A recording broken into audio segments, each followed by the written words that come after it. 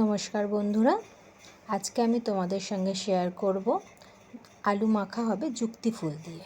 তো চলো রেসিপিটা শুরু করে দিই। তো দেখো, আমি 3টে বড় বড় সাইজের আলু নিয়ে নিয়েছি। ভালো করে ছুলে ধুয়ে নিয়ে মাঝখান থেকে কেটে আমি কুকারে আলুটাকে সেদ্ধ বসিয়ে দিচ্ছি। আর বন্ধুরা, গরমকালে যদি এইভাবে যুক্তি ফুল দিয়ে আলু মাখা তোমরা করে খাও, খুব ভালো লাগবে আর শরীরের পক্ষেও খুব ভালো। দেখো, কিছুটা যুক্তি ফুল নিয়ে নিয়েছি। ফুলটা কতটা ফ্রেশ বুঝতেই পারছ। ফুলগুলোকে ভালো করে বেছে ছাড়িয়ে নিতে হবে। তো দেখো, ফুলগুলোকে আমি বাছা হয়ে গেছে, এবারে ভালো করে ধুয়ে জল ঝরাতে দিয়ে দিয়েছি। তো এদিকে একটা কড়াই নিয়েছি, তার মধ্যে দিয়ে দিচ্ছি অল্প পরিমাণে তেল। তেলটা একটু গরম হতে দেব। তারপর দেখো, তেলটা যখন গরম হয়ে যাবে তখন ওই ধুয়ে জল ঝরানো যে যুক্তি ফুলটা ছিল সেটাকে আমি সবটা ওতে দিয়ে দিচ্ছি। সম্পূর্ণটা দেওয়া হয়ে গেছে। এবারে দেখো, ভালো করে নাড়াচাড়া করে ফুলটাকে আমাদের ভেজে নিতে হবে।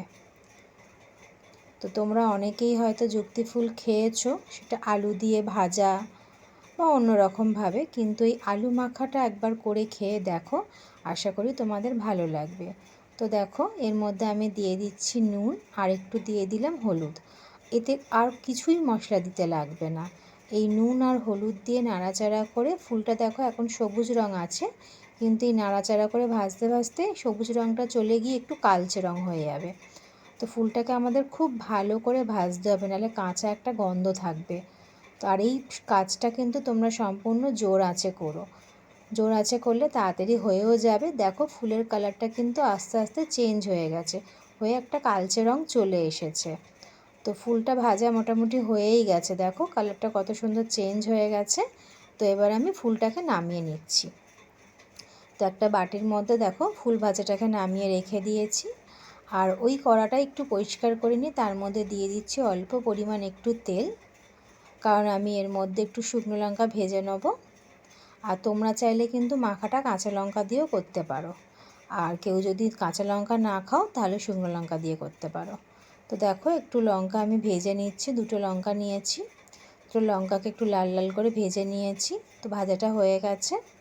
এবার আমি লঙ্কা দুটোকে তুলে নিলাম। লঙ্কা দুটোকে তুলে একটু নুন দিয়ে ভালো করে এটাকে ভেঙে নিচ্ছি। নুন না দিলে লঙ্কাটা ভালোভাবে ভাঙা যায় না। তো দেখো, নুন দিয়ে খুব ভালো করে লঙ্কাটাকে ভেঙে নিয়েছি। নিয়ে কিছুটা পরিমাণ আমি ওই যে যুক্তি ফুল ছিল নিয়ে নিয়েছি, কারণ আমাকে মাখাটা দুরকমভাবে করতে হয়েছিল। একটা হচ্ছে তোমার এই শুকনো লঙ্কা দিয়ে, আর একটা হয়েছে কাঁচা লঙ্কা দিয়ে। তো তোমাদের দেখাচ্ছি শুকনো লঙ্কা দিয়ে মাখাটা। তো ভালো করে আগে ফুলটা মাখিয়ে নেব, তারপর তাতে যতটা পরিমাণ তোমরা আলু নেবে সেই আলু সেদ্ধটা দেবে। আলুটাকে আমি নামিয়ে কুকার থেকে নামিয়ে ঠান্ডা করে একটু ম্যাশ করে রেখেছিলাম। তো দেখো, আলুটা দিয়ে খুব ভালো করে মেখে নেবে। ওপর থেকে একটু সর্ষের তেল দিয়ে দেবে, দিলে আরও টেস্টটা বেড়ে যাবে। তো দেখো, নুনটা অবশ্যই তোমরা চেক করে নেবে, কারণ আমি তো ওই শুকনো লঙ্কাতে নুন দিয়েছি। তো নুনটা তোমরা যতটা খাও সেই অনুযায়ী একটু টেস্ট করে দেখে নেবে। তো দেখো, আলু মাখাটা হয়ে গেছে। তো খুবই সুন্দর হয় এই আলু মাখাটা। তোমরা একবার করে খেয়ে দেখো, আর কেমন হয়েছে আমাকে অবশ্যই কমেন্টে জানিও। আমার তো খুব ভালো লেগেছিলো। এবার তোমাদের কেমন লাগে সেটা আমাকে জানিও।